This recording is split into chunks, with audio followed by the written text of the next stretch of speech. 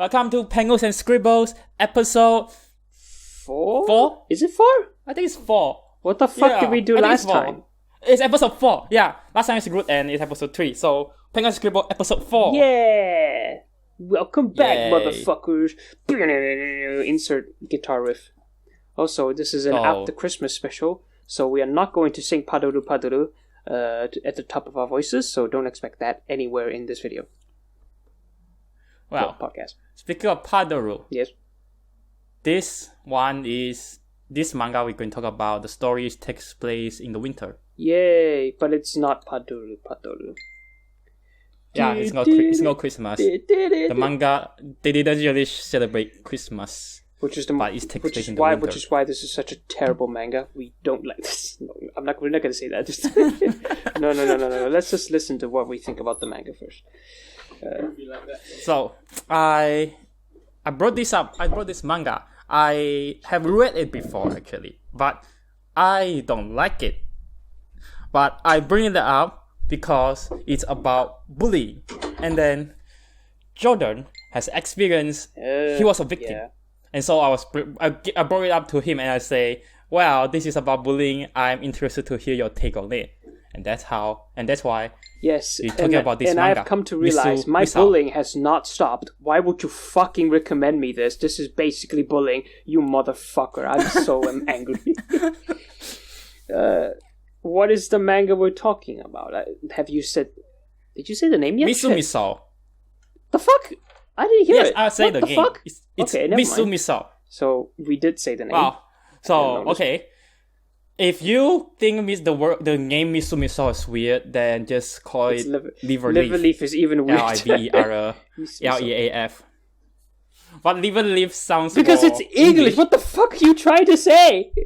It sounds more English. Yeah, because I mean, like the manga is some. Well, if the Romaji is called Misu Misou. If it's the English game, it's Liver Leaf. Liver Leaf. Ooh, what is this? What is this? If you are curious, what the name, what they mean, they refer to a kind of plant. The plant, of course, has a very specific meaning. It's a flower. Flowers have flower languages or something like that. The language of flowers, basically. Like, a rose equates to love, this and that. The liver leaf, I don't remember what the roses are red is in the context of the manga. Liver leaf is no, I mean in terms of, you fucking idiot. In terms of the language of flowers, what does the liver leaf metaphorically mean? Does it mean hardiness, survivability? So I think in the beginning, like the guy, he says that it's for after the winter is over, the flower will bloom. So in a sense, right I guess in a sense, it basically survives through the winter and blooms. Yeah. Before we continue on with what the fuck the title means, can we step back a bit? What is Miss Liver Leaf about? Basically, yeah. Liver Leaf about. It's about bullying in winter. It's about what else? It's about child murder. What else? It's about child murder. Horror. Which is fine because it's another technically. Okay. No, they're not kids. They're technically high school students. Which is not child murder, I guess. It's teenager murder. No, they're not high school students. They are middle school students. What the fuck? Okay, so it's child murder then. Maybe so it's high school? No, it's not. Okay. Yeah, it's middle school, so it's like between 12 to 15. Between 12. Okay, yeah, child murder. It's a lot of gory horror child murder. So, in the sense, yeah, it's not Paduru Paduru. It would be if Paduru Paduru had like a knife with blood all over it, as she just moved and said, "Hashire, you're just singing with like a bloody knife." That would have been Liver Leaf. But no, Paduru Paduru is a safe and clean thing. Liver Leaf is something not for fucking kids because if they read it, they might try to kill their friends too. Or their bullies. Don't kill your friends or bullies. Disclaimer. But they are not really. Don't kill friends or bullies. Who gives a shit who the fuck they are? Oh shit. Okay, so shall we talk about Let's the talk about the synopsis synopsis. now? I don't know the names of the characters. You do it. Yeah, so You have don't them- worry, yeah, I good. have written them down. Yeah, I don't remember the names either. So there's this girl, she's named Nozaki. Oh wait, let's talk about the author What first. about the author? Because no one might know about this manga, but people might know the authors in other manga. Do you know about High Score No. Girl? Heh. What the fuck? Okay, High Score Girl is a rom-com Rom-com manga, Okay.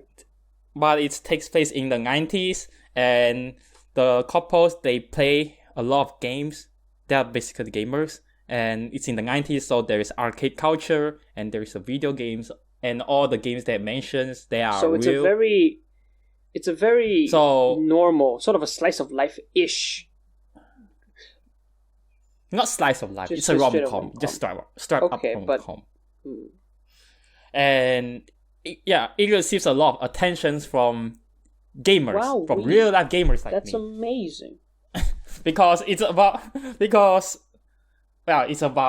rom-com in like a gaming setting, like it mentions so many games, so yeah, it received a lot of attention. And the couples, and it started out with Street Fighter 2, I with the see. couples playing Street Fighter 2 against each other, and then fighting games are brought up again and again as well, and it got anime adaptation last year, and maybe I think it gets That's pretty Season cool, 2 actually. this year? Oh shit. so yeah, it's a cool manga, and it's quite popular. If someone play games, they probably wow. have heard about it. That's very interesting. Yeah. So the author of this manga, Oshiki Rensuke, who has written and drawn this manga, Which Misu is the Misou. total opposite of what you have described. The what? Yes, like the high school girl is sweet and lovely and maybe a bit funny, and then Misu Misou is like fucking dark and then edgy and then gory, Lots of death. horror. Lots of. Oh, Yeah, I see. and lots of death. There's some dark shit right here. It's not. And like a so thing. You- yeah, you go first. Fine. And Nozaki. So Nozaki is the main girl of Misu Misou. She looks like the main girl from they're High the School Girl. same. Oh my goodness. Well, kind of. I mean, aside from looking at the same, she doesn't talk. She becomes mute for a while. In High School Girl, the girl, she's completely mute. But in Misu Misou, she mutes for a little while. So maybe, yeah, they're kind of similar. They look really kind of similar. So Nozaki, she moves to a small rural town, and then over there she gets bullied all the time. And then I don't know whether should I say this, because it seems like they make it like a slow build up. I just say it's about bullying, and then It quickly quickly escalates, descends into like a lot of murder and stuff, and stupid drama between drama, middle sure. school kids. If you think, Yeah, it's stupid. Sure, stupid drama. You can call it that. Yeah, so let's just say the main girl, she gets bullied And thus, in the small rural town, and the school almost graduates. oh yeah, they're about to graduate in like And- what, 2 weeks or something, and then I don't know, everyone fucking 2 dies. months. I guess. Whoops. Yeah, because That something causes happens, everyone to die. and then Oh no. Yeah. Everyone's dead. so I think that's a the very synopsis. basic- I don't know whether I shall bring it up, like I to think get the into details, like why the I think killing the started summary happening. of the story in like the manga sites don't allude to what happens that starts off the killings. Basically, they're just saying, "Oh yeah, there's a lot of bullying, but Nozaki wants to go through the bullying because she's gonna leave or some shit like that." They don't say what happens that causes the child murder. You do know this video is never going to get monetized because of the fact that we talk about child murder quite a bit. Well, and but also that the videos will be just like one thumbnails, That's one true. still Nothing. You image don't see for the anything. entirety of the podcast. Yeah. So, okay. And Misu Misou also has a movie adaptation which we have watched. I didn't really care about it. Yeah. Okay, I'll be honest. Both of us don't really so like it. basically, we're already going to the point of, hey, what do we think about it? We don't like it. We don't like it. I understand it has some value, but I am not the target No, audience. I don't. You shut the fuck up, you son of a bitch. I'm serious. I don't see any. If only I don't because know I'm trying who to be is very this impartial. from. I'm trying to be devil's advocate. Some people are gonna like it. I won't. I don't particularly see any value in this. I've only read it once, and every single cell in my body tells me not to read it again, because it doesn't believe I will get anything out of it if I reread it. Other people may like it. I don't, as I've said before. Kodo doesn't fucking like it. I don't see. Yeah, I don't like it, and I won't recommend to people. I don't think I'm in the. I'm not in the. I am not in the field to recommend this. If only because this is a certain niche that I am not part of, so I have no authority. I have no idea. Niche? Maybe the people who like revenge porn, if because this is basically it's a child murder, revenge. People who like revenge story, they like the idea of a revenge story. I don't actually know who else would like this. Maybe there's a certain tragedy in the story, so I guess people who like tragedies. It's a tragedy. It's a tragedy. The story is basically a tragedy. Huh. Wait, I'm yawning. I'm yawning. I yawned. What? Sorry about that. Oh, yeah. So this is a tragedy. It should be a genre. I thought tragedy like was the a genre. Should be the tragedy. That's weird. Okay, tragedy. Okay, the tragedy is tragedy. It's also it's a genre. drama, as we said before. I guess. Again, I'm not gonna say whether or not I recommend it or not. I'm not. It's not my authority to say in this certain specific story. I don't recommend.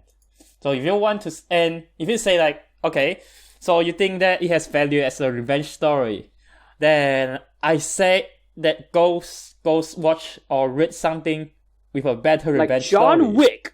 John Wick. Maybe God of War. John Wick. Ironically, John Wick. Maybe God of War, or something that is better, or maybe Old Boy, the Korean movie. Old Boy, or basically every good revenge story out there. This is basically John Wick, not but this instead of killing the mafia, it's child murder. I don't know how that. No, you don't. No, you shouldn't compare this. It basically is. Compare this to John Wick. Yeah, we'll talk about the spoilers no. later, but in my head, it's basically it's something not. like John Wick. In the sense, I'm not trying to devalue John Wick. John Wick is a great series of movies, but it. Yeah, but calling John Wick is like, what the fuck? You don't understand. No, fucking no. No, it's not. Let's talk about it later in the spoilers. So I think let's talk about the things that are more. For now, let's talk about the things that are more objective. They're not subjective, and we're not going to go into spoilers. What do you think of the art style? The art style. What? What? The art style of the artist. The art style? The art style of the artist. Ugly. I think. Does he draw the same in High Score Girl? So if you look this manga artist, he has drawn a lot of shit. It's not just these two.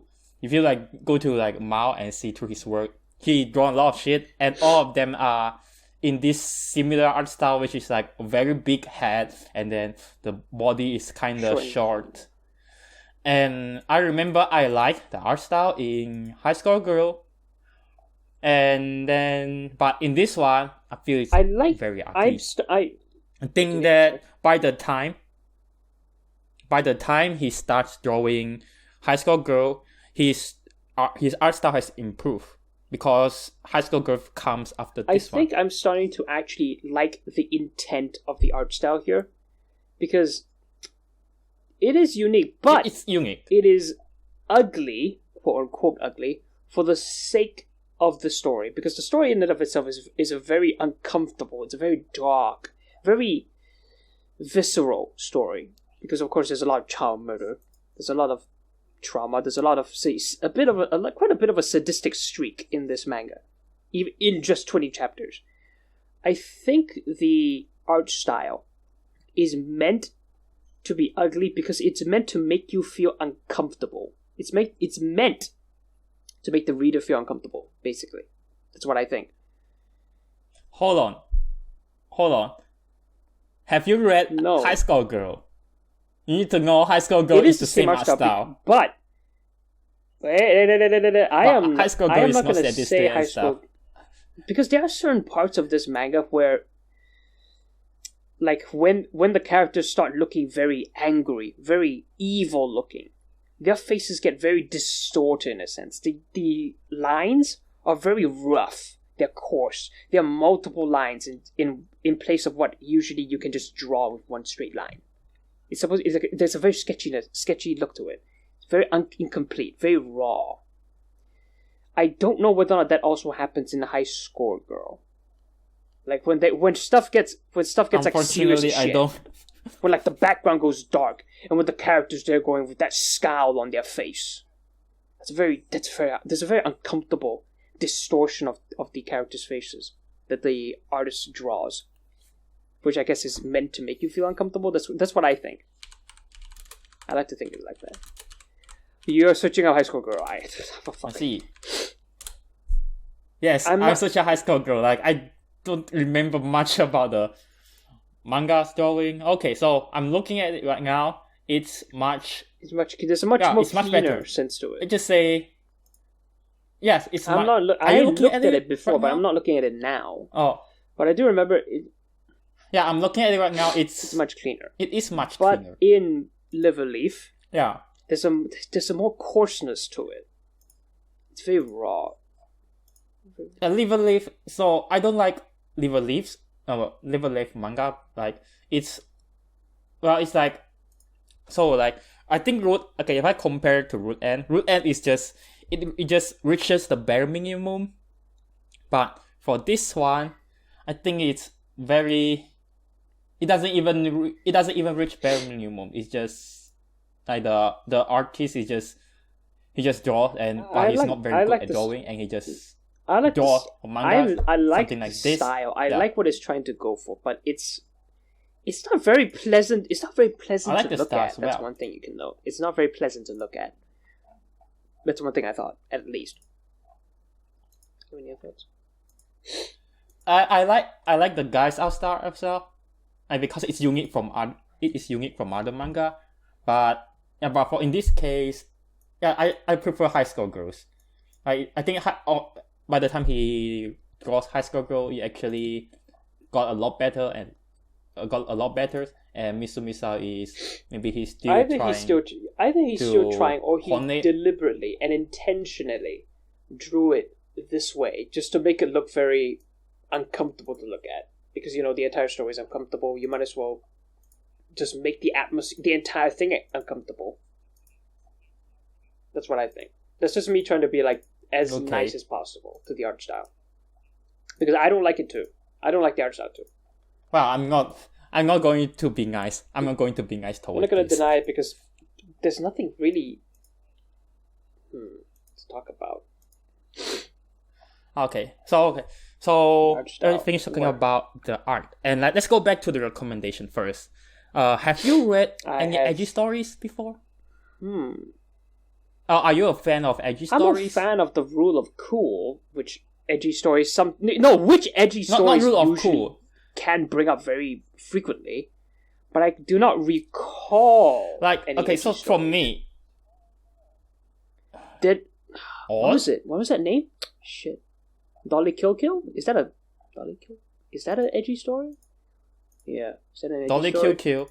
Pretty edgy. Well, it looks like. But then after that, it became pretty shonen. I never read it before. Sure. What about Mahou Shoujo Apocalypse? Stories. I've never. Mahou Shoujo Apocalypse is very fucking different. Just look at the name, Apocalypse. I already know some crazy shit happened there. Boom, bam, blam. Yeah. Oh no. It's horror, and I think I can put Dolly QQ and Mahou Shoujo Apocalypse in the same genre. Sure. I guess that means I have read edgy stuff. What about it? Well, I'm not a fan of edgy things, but it seems edgy things tend to be quite popular. So, like, for instance, there's Miraniki and maybe Gantz. Oh, I have read Gantz. Gantz is fucking amazing. I heard Gantz is edgy as shit. Okay, but maybe. Okay, I also heard a lot of good things about Gantz. But Miraniki is a piece of shit. Well, it's very... It's very popular. It's popular and because the like, a lot of masses people are like stupid. it, but people think it's... I'm sorry. I don't like it. No, it's not very good. And then the people who say it's not good. I used to like it as well, and then I don't like it anymore. Now, there's a lot of edgy stuff. And just that, I noticed that edgy stuff, like Miraniki, they get a lot of people to like it. So, if you like edgy stuff, maybe you can go and read Misu Misou.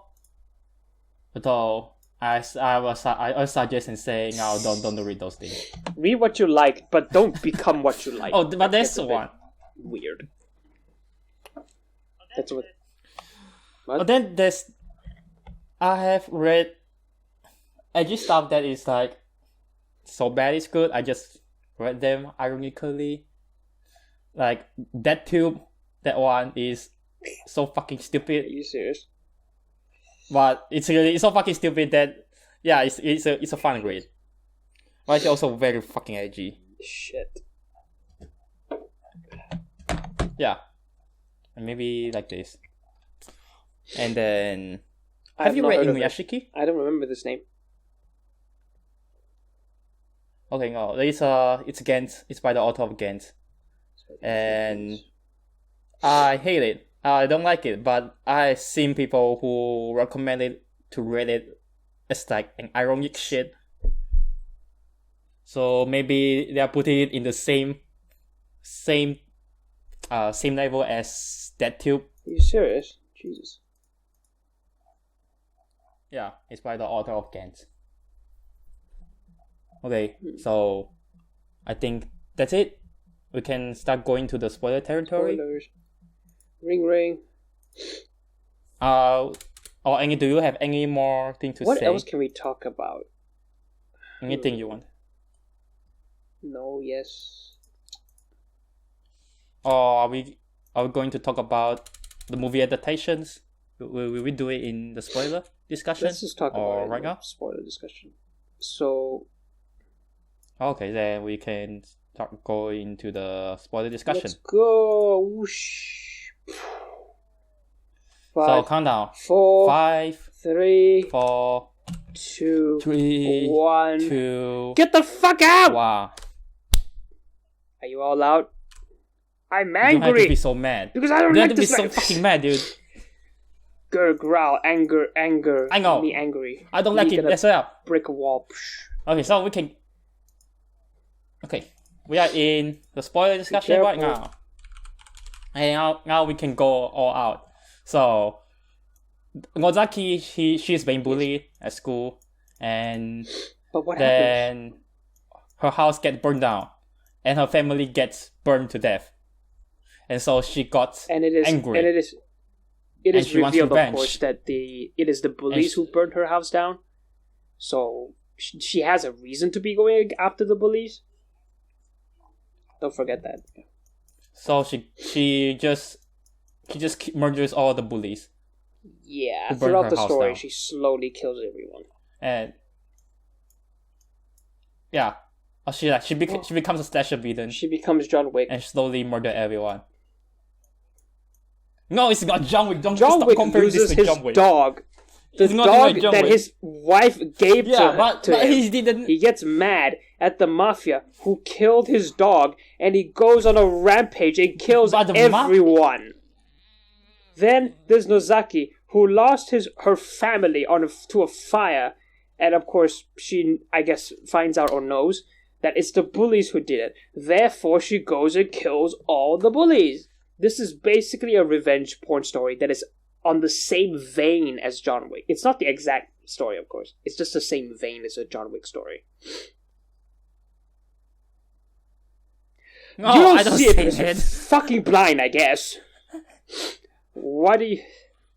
It's a revenge story. Okay, the only similarity is that revenge is their revenge story, but the one is horror and the other is like The other is a fucking action. I'm talking in movies. terms of narrative. I'm not talking in terms of fucking genre, man. In terms of genre, they're And fucking then different. the mafias in John Wick, they are like bullies. They are not bullies. They are not bullies. They are like The mafia mafia. basically bully people. What are you that trying to is John say? Wick used to be part of. They didn't bully John Wick. They didn't bully John just Wick. that The mafia but the main boss, thing his is son, they he took just something pissed very, off. very did- important away from him. As did the bullies. Yeah, it's just three guys. It's just like one guy who did it, and he doesn't know who has he messed with. And then John Wick only murders all the other people because they are trying to protect that mafia guy. If everyone just give the mafia guy to John Wick will not murder everybody. Okay. Yeah. And then it's also like an action movie, so it's like a lot of really cool action to watch.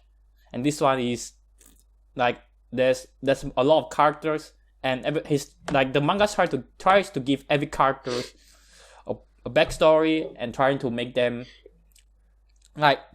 you sympathize with them. Still, I think the best way to say it is And it then- is basically John Wick.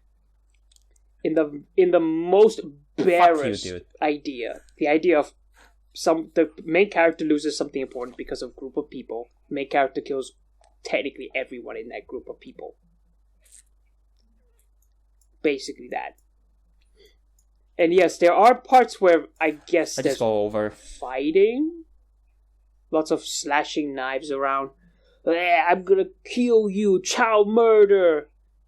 Basically fight scenes. They do fight. The characters do fight, but the characters do fight briefly, and it just they make the fight looks like something from a slasher movie.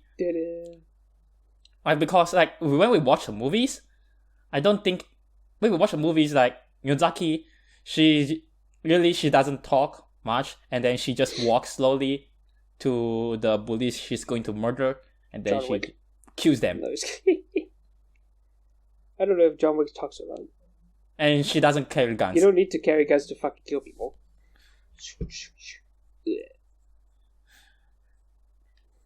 And then let's see. Or what other things can we say? Look at this. We are so disinterested with the And manga. We then- legitimately have nothing to say. Because everything feels... I feel like there is something very deep that the manga is trying to say. With the idea that Nozaki is the liver leaf. The idea of that everyone has a sort of a trauma, I guess. Or at the very least, a certain side of them. That's very dark. And in the end, there's a poetic scene where, okay, Nozaki has technically killed everyone. And she dies. Oh, I guess revenge. Something. It can hurt you too. I don't know. But I don't know what it is though. I don't know what to pinpoint in this one as compared to all the other mangas we've read before, which is like 3 mangas. Okay, I think it's trying to say that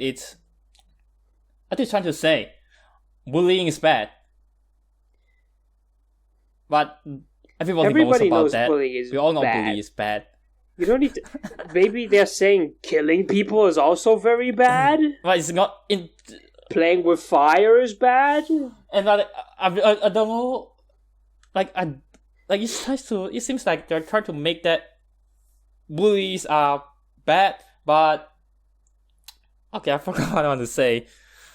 Like, okay, maybe they're trying to show that bullies, how terrible bullying is, and then but the bullies don't really act that realistic. Like, I don't think bullies will actually burn people's house down or actually try to murder adults. I mean, or try to bully I feel adults. like this is almost in the vein In school. of some there have been some cases in Japan where just teenagers, maybe even middle schoolers, I don't know, Bully adults. not bully adults, just straight up murder, straight up torture people.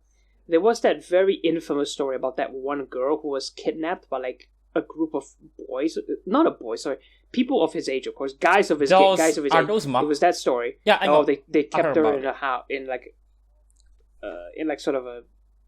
They locked her up. Not how should I say? Is it locked her up? They kidnapped her. They lock her up and bully her and rape her. Bully is a very soft word for what they did. They tortured her like a lot. They tortured. No, they don't bully. Yeah, they torture and rape her. And that shit. They don't want to kill her, but they accidentally kill her. But like, since they lock her out and didn't give her food or stuff, they just continue to torture her and rape her for a long period of time. Of course, she's going to die. Yeah, but that's different, like, because they are not.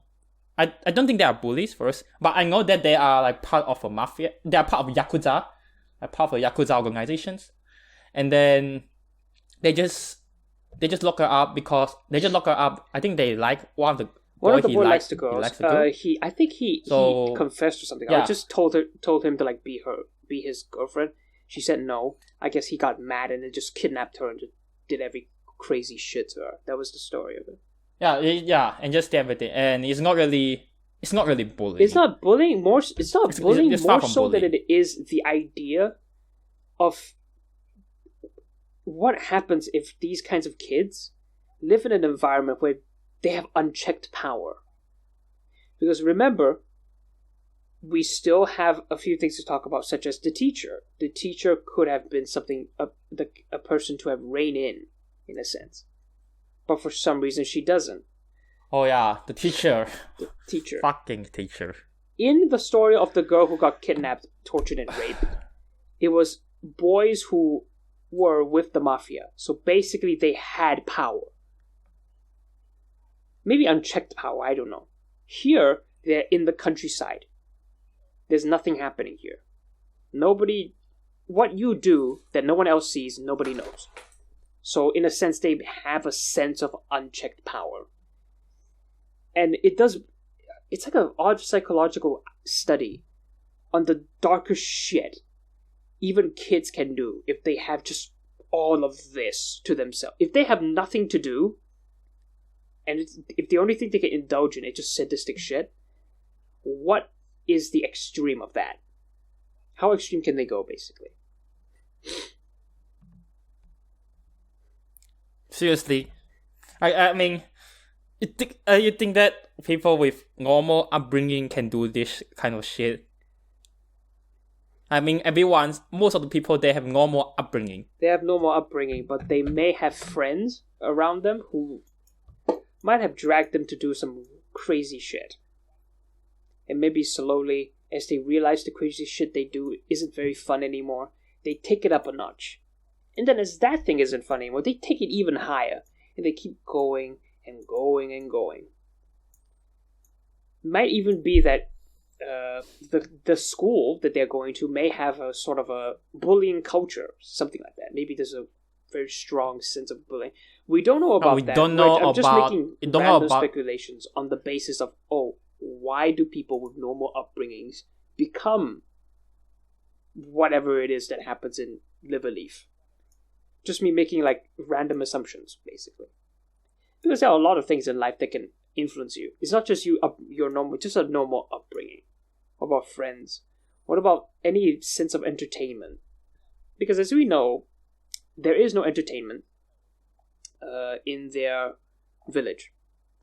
Remember who? No, yeah. There isn't. Like, there is no game center, no just arcade. There's nothing to do in the town. And remember, there was that one conversation with the two boys, the one with the crossbow and the other one with like the model gun. And they talk about the fact that, there's nothing to do. They say there is no game center. They talk about when there's nothing to do. And as you can see, they're having fun shooting crows. Because there's nothing else to do. What else is there to do? Well, how about we shoot birds, something like hunting. Pew pew. And you think that people you think these kids, they derive fun from bullying the kids, from bullying people? At a certain point, from finding people to bully that may be the case. If there's literally just nothing to do. So you think people, like, okay, so in this story, people bully for fun because they have nothing to do. Okay, maybe two things. They have nothing to do, and they also have unchecked power.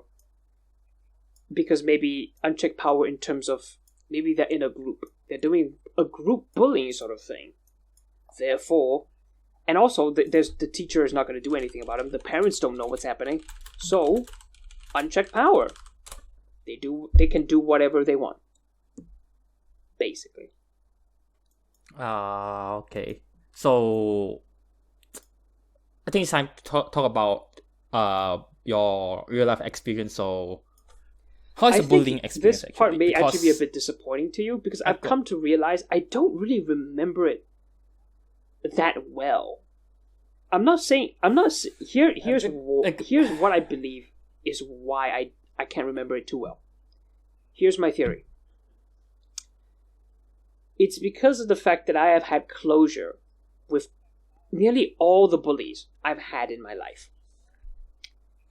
Because a lot of them actually came to the very smooth, conclusion that whatever they did back then when they were bullying people and me was a pretty dickish thing to do.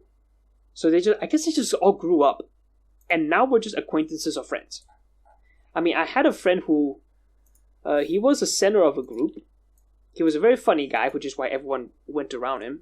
I wanted to be around him, but he didn't really like me that much. Before the time when that happened, though, we were very good friends. I do not recall what happened that caused me to not be friends with him.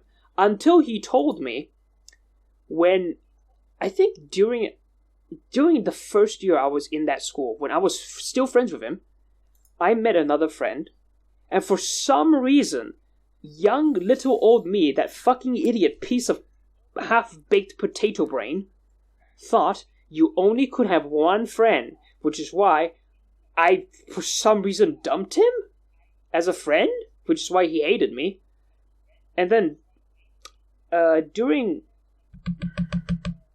A-levels is basically what you get after high school, I guess.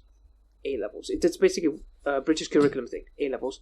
During A-levels, me and him talked a bit, because I guess at this point we all matured enough to just calm the fuck down. And as I was talking to him, I remember something. Another friend of mine told me that doing a trip with the two of them doing a trip, he, the guy who hated me, told him, my friend, that why he hated me. And of course but he also said that, the guy who hated me is technically okay now. He understands that he was very childish of the both of us. So I talked to him. I got closure on the fact that, I was pretty fucking retarded. And I guess we just closed it off and we became friends. It was pretty good. I had other bullies. We also grew up and just said, that was pretty fucked up shit we did there. Let's be friends. However, I was bullied a lot in my older school. In my older school, I technically didn't have friends, in a sense. I had a guy who could talk to me, though. He was like a friend to me. I think he was friends. However, if he was in the midst of other people, other boys, he would just antagonize me a lot. Which I guess was just him trying to, save face in the group of people. Because I was like the weird kid at the time. I was a weird kid who would talk to himself. Did some stupid ass shit, I guess. What? Is that why you get bullied in the older school? I think so. I got bullied in the older school because I was a fucking idiot. And because I was a weird kid. I got bullied in my newer school for a bit because for some reason, after I moved schools, I started crying a lot and very easily. Not actually like crying as in like, wah, wah. I just wept. Tears could come on my face. I would not cry, but tears just came out very easily through just the smallest provocation. I would start tearing up. And of course that made... And that's how you either get that's how I got bullied, or this bullied. is how I got socially outcasted, which led to my bullying. I don't know. I still had friends. People would still come to me and understand that, oh, he's just a normal fucking guy. He just cries a bit. And he's a bit socially awkward. Not that smart. A bit stupid. But he's a good guy. And he plays some games I like. I guess that's how it happened. Yeah, there was a time, though, where I cried 7 times in the span of an hour. Only because I was talking to another guy, and he was disagreeing with something I said.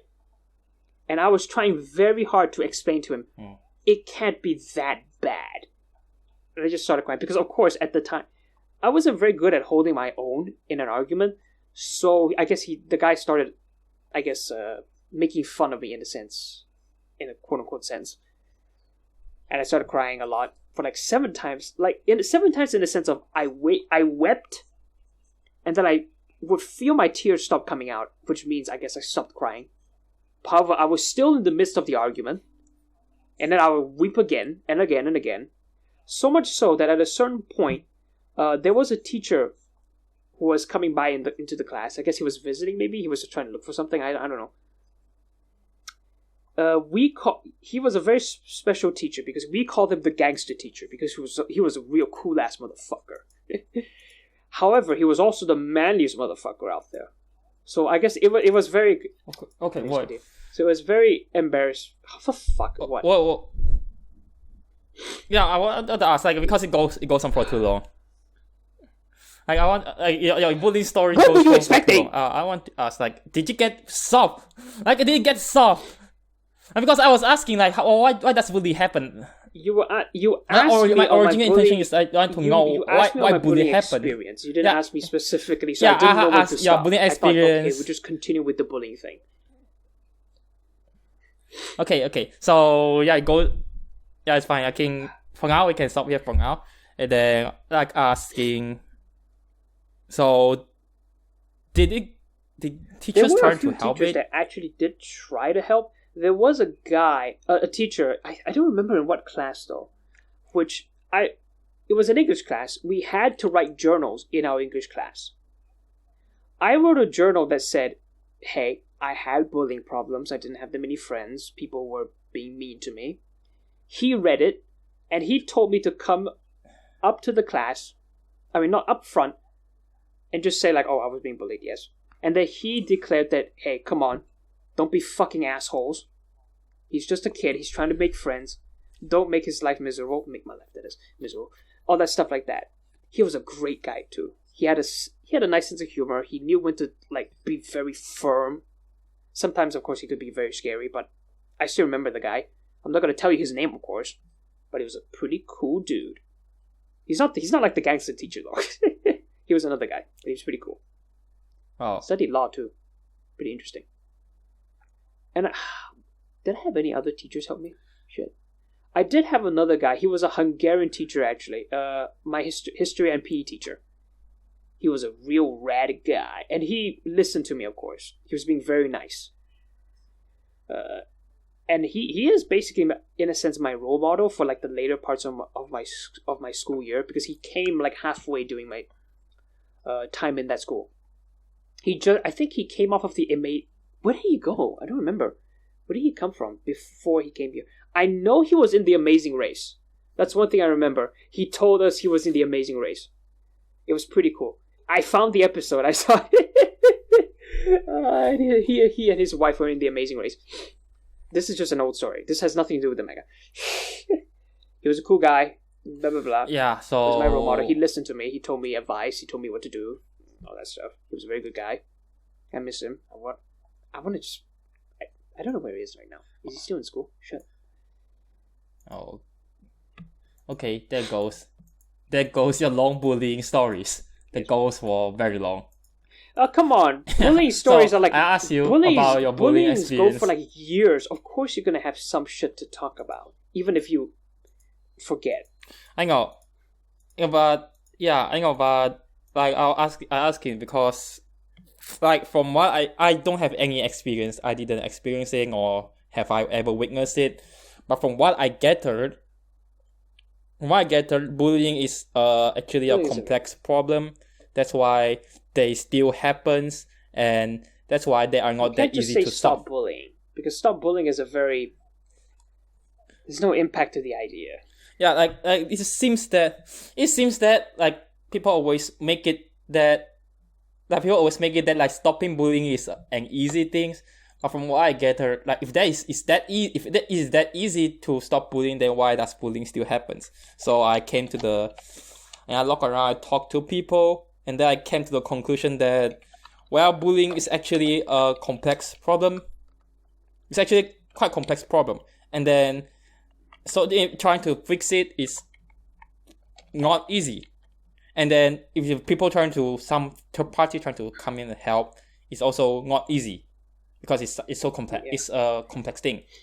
I mean, there's always isn't there the idea that if you tell the teachers and the teachers tell the bullies off, the bullies are just gonna bully even more because I guess like as revenge or something. Or that the bullies cannot, or that the teachers cannot help themselves. Teachers don't know how to help. Because bullying is a very personal thing between the bullied and the bully. There's a very specific way of there's a very specific reason they're being targeted. A teacher saying don't bully, stop bullying him already, is a very flaccid statement. There's no weight to it, unless of course it's being reinforced or something like that. And then also that bullies themselves, they don't necessarily need to bully. Like not how should I say, like normal people don't bully people. Normal people don't bully others. Basically you, me. Like yeah, normal people don't tend to not bully. Yeah, so like the people who actually does bullying, there's something going on with their life, or they could maybe they have something wrong at home, something that something wrong at home, or something wrong with their life. I don't really know how to say it. Or maybe they themselves are just like pieces of shit. They're assholes. They had a very bad upbringing, and now they think, oh, I'm the boss of everything. Which is not always the case. It should be noted. Bullying is a very deep and complex problem between for both the bullied and the bully. And now we can go back to the manga. Yeah, and that's why, and because of this, like how actual bullying looks like, and when I read the manga, I think the bullying is just, well, it doesn't really portray bullying as well, and that's a bad point for me. It doesn't really portray bullying conventionally. I think it portrays like the darkest form of bullying, which is extremely rare. So it gets so extreme. It gets so extreme that it's not bullying it's anymore. It's more so just sadistic play like by this point. Yeah, it gets so. It's like they're psychopath at this point. Oh no, they are not normal people anymore. So that's why, and that's like why, like I think that this is not a good bullying. It's not story a good representation. Yes, the people don't act. It's not a very good representation, so it gets like a bad point for me. It's like if they're trying to teach, that if the intention is to like teach bullying, bullying is bad, then this is not a good one because of how it's portrayed the bullies. Like they act like psychopath. What if in truth they are psychopaths? That's why they're so psychopathic. Yeah, they are. Like they burn adults and they hurt adults. They hurt adults. Then again, it could be because of unchecked power. They hurt adults. And then there's also one of the character attempts to almost hurt her own mother. How evil! I mean, yeah, you know who I'm talking to, right? Who I'm talking about, right? Like the one of the character almost hurt her mom. Yeah, with a knife. So like, so it makes me so I cannot. It's like the stories to me is like unbelievable. I cannot really believe what actually happens. I can believe in the story, but I will have to very quickly say this is basically about a total extreme that isn't very representative of real life in the grand scheme of things. There may be people who are like this. We don't know. Well, technically we do. There was the case with the girl and the kidnapping, the rape, the torture thing. But that one's different. For me, that one's different. I mean, I already say like that's about bullying, and that's. It's not on the basis of bullying. It's on the basis of people who have the mindset to go that far. That's the thing I was trying to say. I mean, they're Yakuzas. Who cares if they're Yakuza? If they're Yakuza, they have power. They have unchecked power. It's basically almost the same in terms of the raw essence. In Live a Leaf, the kids have unchecked power. Whether they have power in the grand scheme of things, who knows? Maybe it doesn't really look like there's any strong, quote-unquote, law enforcement in the town. So if they have any sense of power, no one's going to rein in on them. No one's going to arrest them.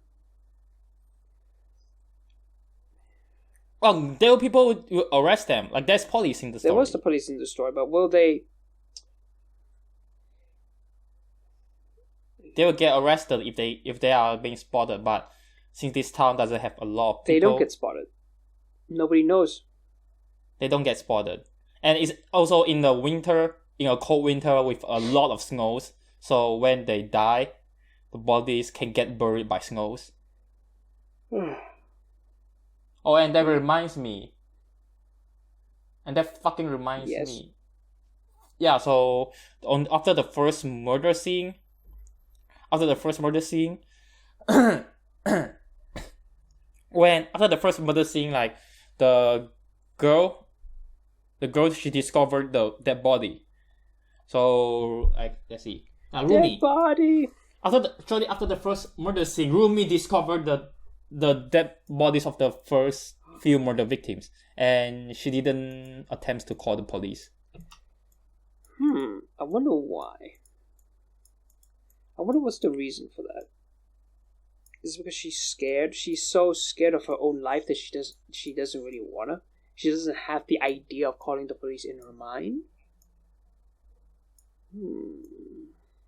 Wow, maybe she's too young to think about that. She's so deluded by the idea that, oh shit, these people are dead. I might be dead as well.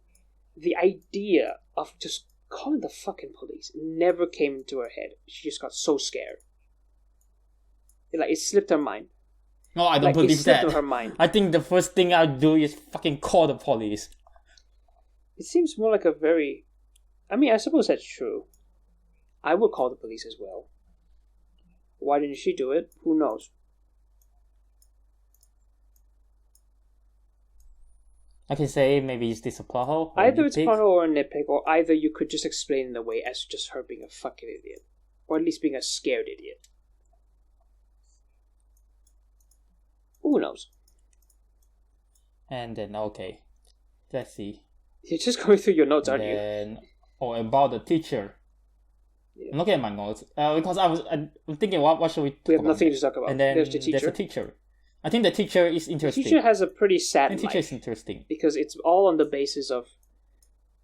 Well, it's also, she's not interesting in that there's something... She has something that I would like to talk about. Like her character arc, basically. So she basically becomes a teacher to assert her dominance. I thought she became a teacher because she wanted to make friends. Okay. In the movie, she wanted... Okay, in movies and mangas are different. In the movie, she wanted to make friends. Because the movie paints her more sympathetically.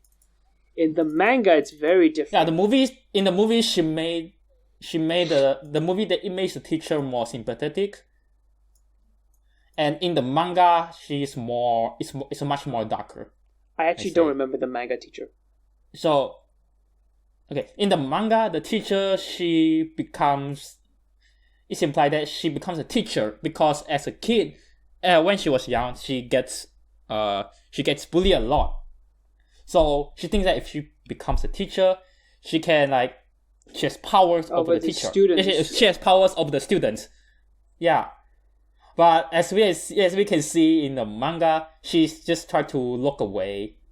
Like when people tell her that students are being bullied, she just trying to find excuse to Which is a very interesting thing because isn't she's as you said in the manga, she is a teacher because she wants to assert dominance, power, as opposed to when she was a young kid in the same school. And I find it very interesting that she doesn't technically do this that much, or even at all in the manga itself. She just tries to keep everything safe. She tries to get out of anything. Yeah, because she's not. I just say she's not very good. She's it's like she's trying to utilize something but fail to do so. And she's not a very good person as a result. And in the end, she attacks her parents and then she dies. Oh well.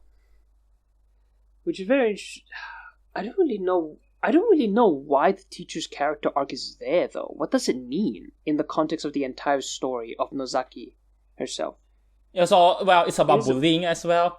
I mean, she gets bullied as a kid. Is it? And she becomes a teacher to assert her dominance over the students. Is she basically a story of what happens if bullying goes unresolved, or at the very least the feelings of being bullied, and how it develops you go unresolved? How they develop you into a terrible person or something like that. Which I guess, if it was like that, of course it fits the idea that bullying is fucking bad. Look at the teacher. What do you think? But I think it's overkill. Kind of overkill. Okay, if you get bullied as a kid, and then when you become an adult, you wish to become a teacher just so you can have power over the students to get back at the bullies. That sounds overkill. That sounds like something a person might do. It is not. It's very rare for that to be the case, but and it's not mentally healthy. It's not mentally healthy because she's not mentally healthy in the first place. That's what bullying fucking does to people. You don't know because you have not been bullied. I have been bullied. I know the shit bullying can make you feel. And bullying can so she should go to asylum. People either slightly, if you're being very good at dealing with bullying for some reason, or very terribly. It can either turn you depressed, turn you apathetic. It can turn you into the bully if you grow up at a certain point in life, I guess. I'm fine now because the bullying has stopped and I've made friends with them. And they all know, bullying's a stupid fucking thing. Let's never do that shit. But who knows? Who knows whether or not it's overkill or anything like that. I'm just trying to make psychological assumptions on the basis of, is it overkill? Is it not overkill? I say it's it's mentally unhealthy. I feel like the entire it gets to the point that she wants to become a teacher just to have assert the dominance. So fixated on it that it changed her career path. That's scary. I feel like this story is basically just a collage of the most extremely negative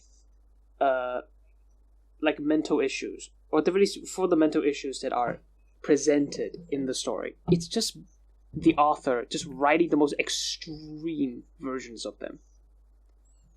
That sounds like every edgy story ever. But of course, there's a question of if the edgy story has a purpose to it, or at the very least a moral or a teaching.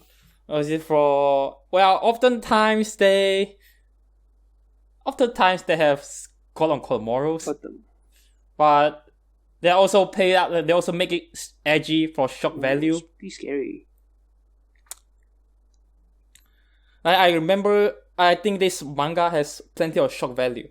The first time I read it, I was like kind of like, oh shit, all these things happen. It's so extreme. Very shock value heavy, by the looks of it. And the second time I read it, the shock value is gone because I know what happened, and it's a very dull read. And for me, it's a very dull read.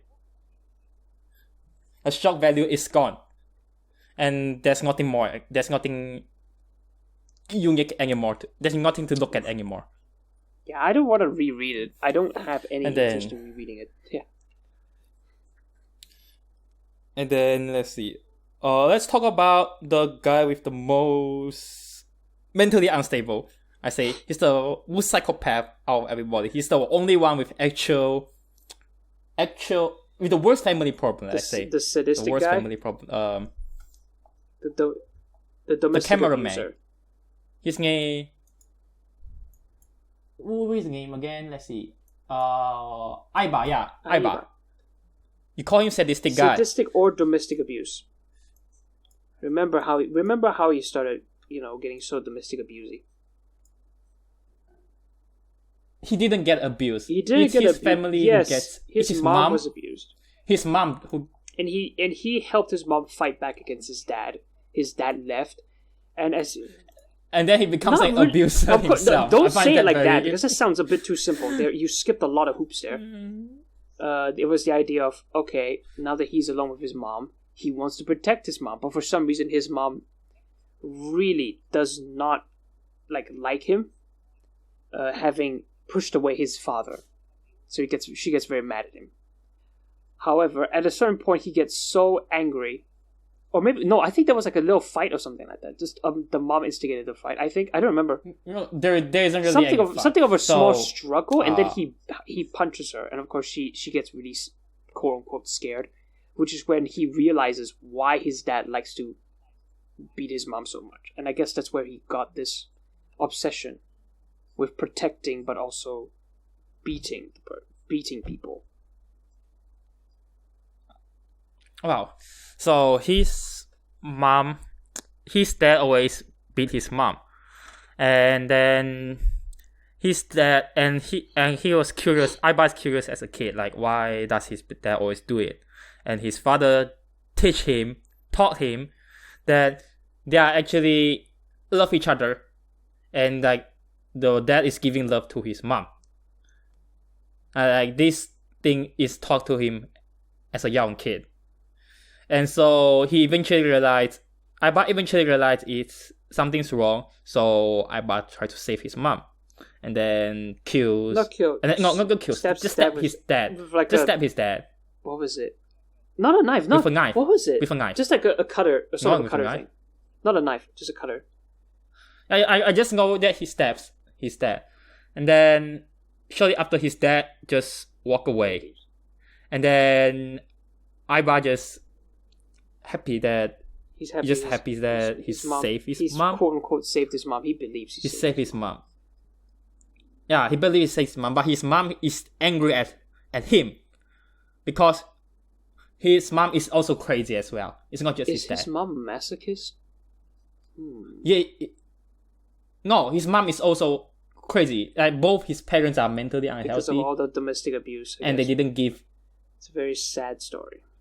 Because of the abuse, and then so his mom should not get angry at him, but his mom get angry because at him. His mom still loves his father, but it's almost like a. I don't think his mom. It's not like. I don't his think his mom literally got angry at him because his father left because of him. Yeah. Yeah, and that's kind of unhealthy. Yeah, kind of. That's very unhealthy. Yeah, it is unhealthy. I say. It's not kind of. It's not kind of. It's very. She basically is addicted to his, I guess, abuse. I don't know. Does he like Aiba's abuse on her then? I don't remember what she says when Aiba hits her for the first time. Like only after Aiba, like, his mom is so mad at Aiba. Aiba's mom is so mad at him that she just refused to eat the food cooked by him. Gets mad. And then Aiba then just starts to beat her up, just like how his dad did. Oh, physical abuse. Yeah, he just start beating her daily. And then Aiba just say, in the monologue, Aiba say, I learned that my dad is right, that beating is like equal to love. So basically, a very distorted sense of love. The idea of domestic abuse. And I find this... she's not really a domestic abuse not victim. Not domestic abuse like victim, domestic abuser. Yeah, he becomes a domestic abuser. How scary. Because of this family. And it's pretty... For me, it's... Like, out of all this everyone's character arc, I feel like this is the most unbelievable one. I feel like it's really weird, like how... I look at this and I don't know how this domestic abusive family that affects him to become like avoidance man. I think it's unbelievable. I can believe it. Like I can believe it on the basis of it. Just how long he sees the abuse, how many times his father has convinced him that it's love, and then when he hits her for the first time, so the new sensation, the adrenaline of hitting his mother, very different sensation. And once he understands it on the basis of what his father has told him all this time, maybe then he psychologically becomes the domestic abuser. Which is why it's basically just me jumping hoops to like understand why that may be the case. So when he beats up his mom starts to eat the food. It becomes only when the he starts idea of beating his mom. Force equates to, I guess, pretty good things. Because, if I use force, people will do what I want them to do. Wowee. I have protected them by beating them. I don't know how that works, but that works. Like he uses force. He uses the force. He uses force against his mom. He uses the force against his mom, and his mom actually force choke her. listens. He force feeds her. Oh no! Oh shit! Okay, so yeah, I guess what the I don't know what else to say. I just say it's unbelievable. I don't know what to say about it. It's unbelievable. I can believe it. However, this is a very extreme scenario. Like if you learn, okay, I remember what to say. If you are smart enough to figure out that it is wrong for your dad to beat your mom. No, it's wrong to beat someone. If you are smart enough to recognize it's wrong to beat someone, and then why do you think it is also alright to beat your own mother? He beats his own mother because he realizes his dad may have a point. And that maybe it isn't that bad beating your family. Well, okay, no, he recognized it's bad. It's bad to beat your own family. That's why he tried to save his mom. And then, if he's smart enough to do that, then why? If he's smart enough to think, if he's smart enough to realize by himself that it's bad to beat your parents up, he's also smart enough to also realize, okay, you know what? Maybe Dad had a point based on what I have done and what I have seen from Mom when I punched her. Okay, maybe I should try this domestic abuse out. I'm being a piece of shit here. I'm sorry. The fuck? In a sense, if he has the ability to come to these conclusions, he also has the ability to come to the conclusion that maybe he was wrong in the first quote-unquote conclusion. Okay, if he was wrong in the first place, then shouldn't he feel guilty that his dad is gone? Well, but it's he never has his mentioned mom. about his dad. Oh yeah, where his dad left, I guess. Shouldn't he feel guilty that he made his dad laugh? Shouldn't he feel bad that he made his dad laugh the family? I don't know. Maybe it's a less competition for the mom. What the fuck? You can think very dark things when it comes to people. There's a lot of assumptions. A lot of assumptions because we aren't given much, and because of course psychology is not something you can tangibly see most of the time unless you're talking about biological psychology.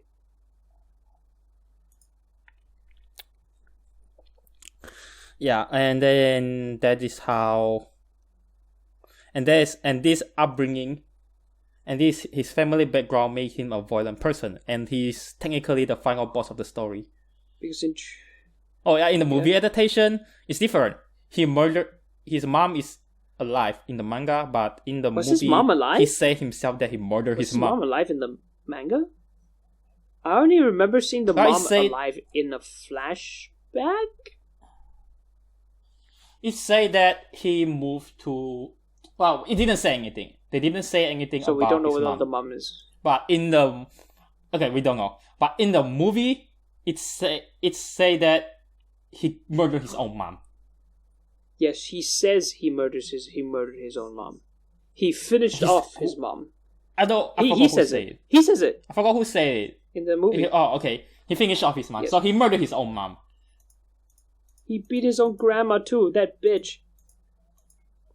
Yeah, so his upbringing made him a violent person. Basically, he made him into a yandere. Like if someone people he loves doesn't listen to him or didn't go his way, he will just beat them up. So that makes him beat up his grandma and beat up Nozaki and beat up Nozaki's grandpa. And then who else was it again? Oh, he also beats up Rumi? The girl, Rumi, yeah. Bish. He also beats up Rumi. It's pretty sad. Because throughout the story, the camera guy, Aiba. Yeah, Aiba. Was always written in a sense that it seemed as if he was the good guy as well. He was the one helping Nozaki. Yeah, from the beginning, from the beginning up until the final arc, that Aiba is presented as a very nice guy. Oh, but it is hinted that he is not what he appears to be. It's hinted by the blonde. It's hinted by the blonde, Ogura. and it is shown a few times in the manga. He's not what he seems to be. Like the part where he beat his. You see his beaten grandma. You also see the flashback. Isn't that in the final arc? Aren't those in the final arc?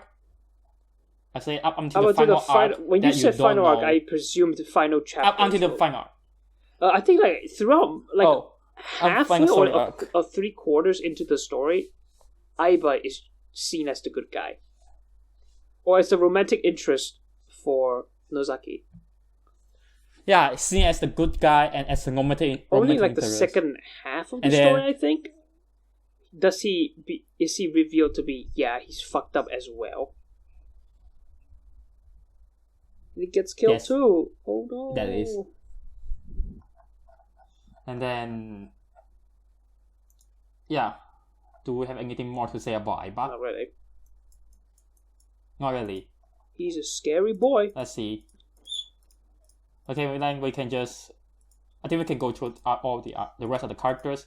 So the story is trying to make everybody sympathetic by giving everybody at least a brief backstory.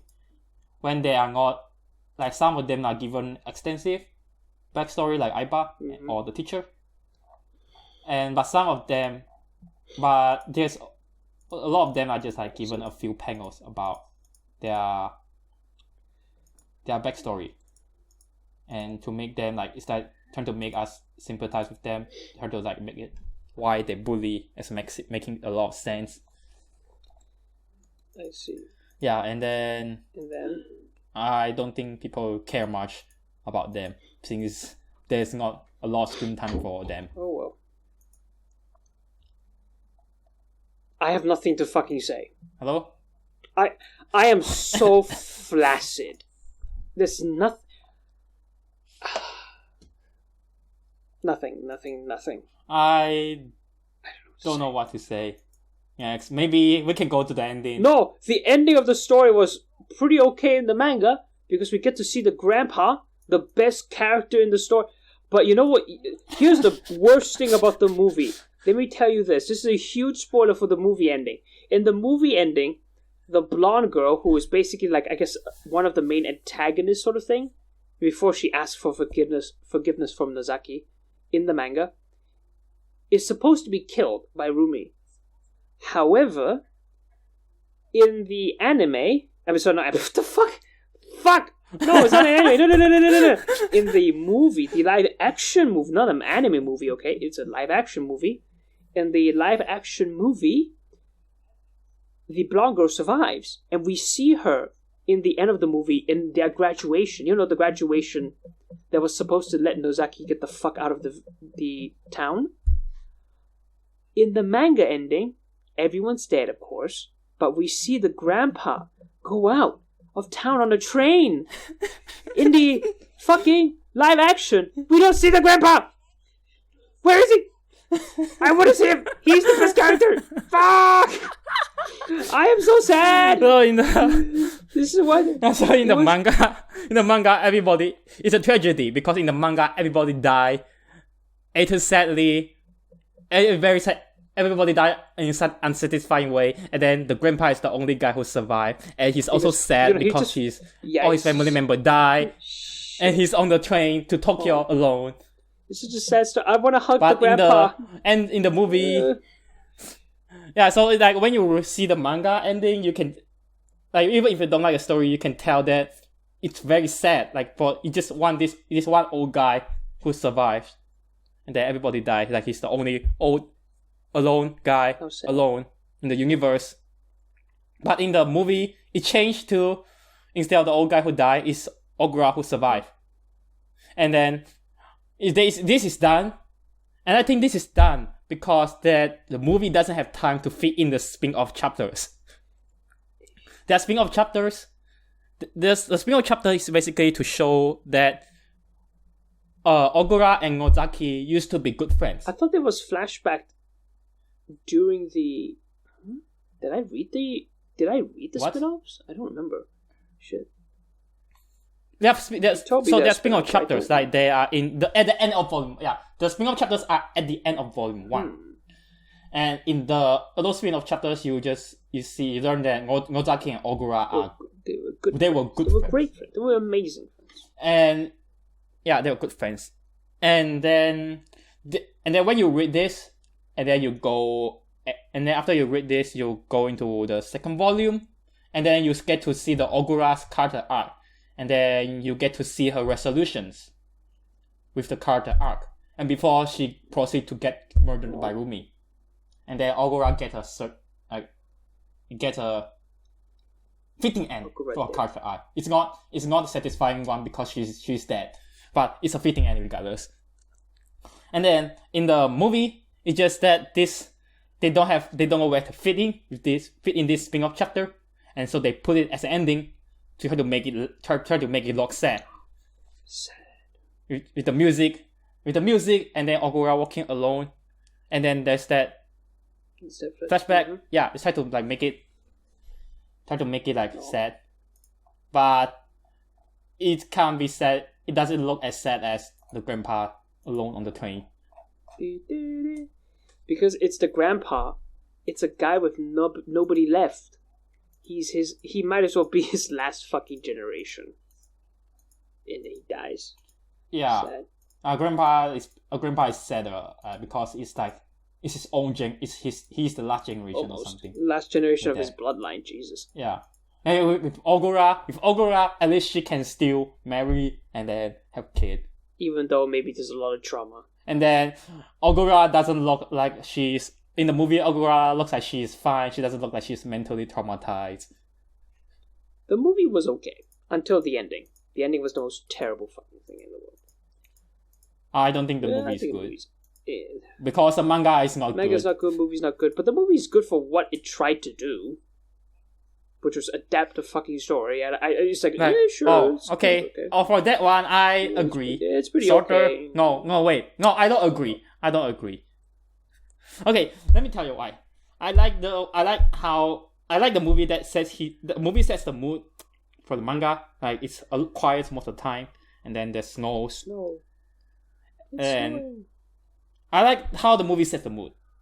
And then and then makes plenty of changes. I've kind of a list of what the changes it has made. But a lot of them are they're like constant up and down. Like, some of the changes are good, some of the changes are bad. Like, the bad changes, like the ending, I think that's not a good change. Of course it's not a good change. The fucking grandpa is in it! And then let's see other good change have I seen. Maybe the teacher. The teacher teacher's becomes a character more arc, maybe that's a good sympathetic change. character. Yeah, she's more sympathetic instead of like treated as a downright asshole. I just want to make. That's maybe a good make change. Friends.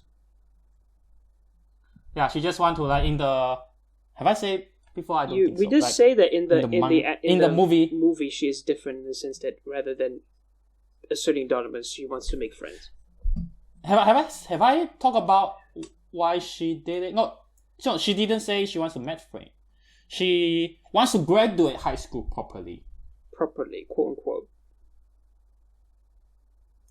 Yes, she wants to graduate high school properly. That's why she becomes a teacher. That's her reason to become a teacher in the movie. And then she proceeds to die. So sad. And then the rest of the list, I'm looking at it. I don't think there are good changes. Are you interested in Nozaki, listing them out? No, but I'm going to list out one. Ogura meeting with Nozaki. So when Ogura meets with Nozaki, in the manga, it's implied to be illusion. Was it? It's implied to be all in her own head. I It's only implied to be in remember her that own yes, head. they talked under the bus stop, I think. Yes, they or at least somewhere. Yes. And then she does say, that happens in both versions. But in both versions, but in the movie, it's made real. Are we sure it's not real in the manga? What makes you say that? I remember the next frame, like when she apologized, the next frame is shown that Nozaki is not there. That makes sense. If she's not there, then it would mean that yes, it was all just a imagination sort of thing. But she wants to come out of it. I don't know. Yes. It's all imagination. Like when she say forgive me, and then in the next page, Nozaki is actually not there.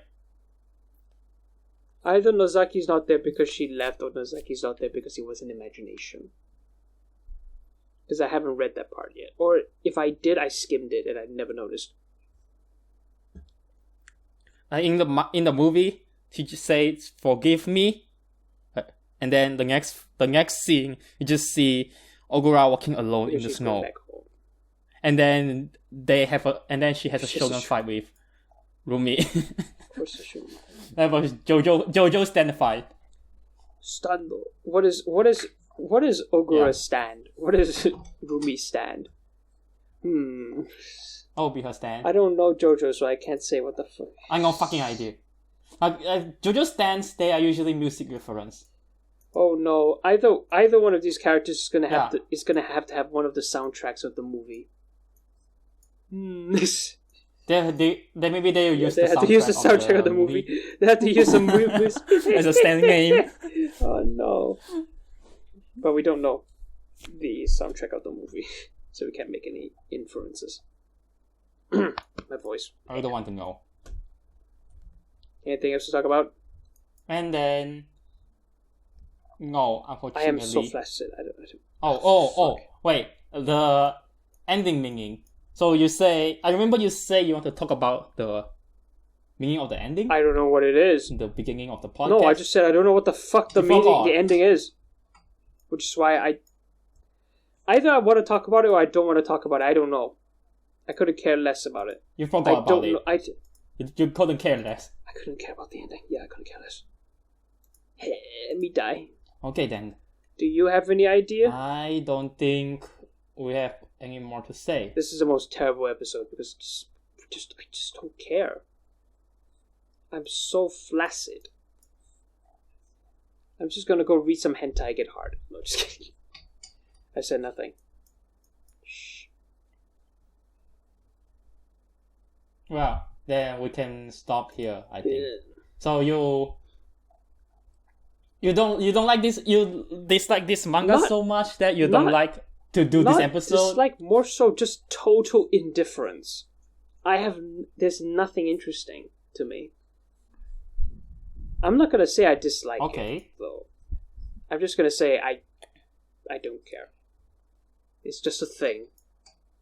I don't want to have an opinion of it anymore. It doesn't mean it's bad or good. You have to try it out yourself. Everyone's different.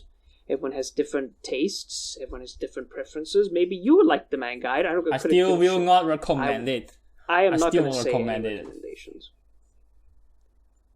Other than, I couldn't care. I don't care about it. And of course, this isn't my kind of story. I don't have the authority to talk about it like that. I'm yawning a lot. Shit. I'm that bored. Oh no. Well, we can stop here now. And then look forward to the next episode. Look forward to us being bored again. No, don't worry. We're actually get a good fucking story. We'll get a good story. Or at least, we'll get a good manga for the next episode. One. Something I'm interested in. Who knows? Let's see what happens. You know the manga we're going to. You pick the manga we're going to talk about, which is why I'm going to be automatically interested, and you're automatically going to be shit on. No, just kidding. I'm sorry. Yeah. So let's close this show now. Yeah. Thank you for listening to Penguins and Scribble episode 4. The most boring episode, because it is the most boring manga. Even though it is about child murder. Wink, wink. Thank you guys for listening. This is... Did we actually introduce ourselves? Fuck! No, we forgot. I know this is the end of the podcast, but my name is Jordan, and this is my other host. Kodo. And thank you for listening. Blah, blah, blah. Penguins and Scribbles episode 4. This and that. See you next time. Yeah. See you next Jordan time. and Kodo out.